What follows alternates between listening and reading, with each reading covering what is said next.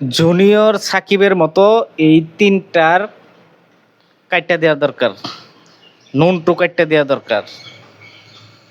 মানে কি বলবো, মানে দেখেন একটা স্ক্রিনশট যে দেখতে পাচ্ছেন আপনারা আমার পাশে, তিন বন্ধু মিল্লা প্রতিশ্রুতি করছিল, হ্যাঁ, যে যে আগে বিয়ে করব ওই একটার সাথে তারা তিনজন মানে বাসর করব।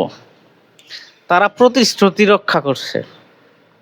মানে কি হচ্ছে ভাই দেশে এইসব, আমি বুঝি না, এগুলা বলার ভাষা থাকে না আসলে। মাঝে মাঝে এইসব নিউজ দেখলে মানে কি থেকে কি বলবো, মানে এই ভাষাগুলো হারাই ফেলাই।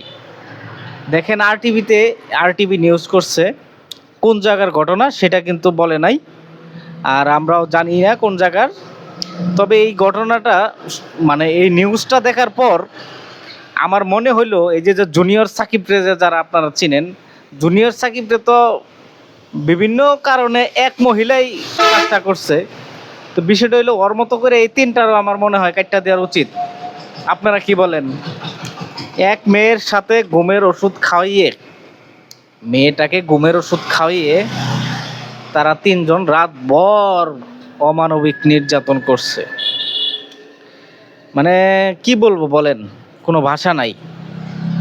দেশের ভিতরে যে কি হচ্ছে আর কত কিছু যে আমাদের দেখতে হবে সেটাও জানা নাই।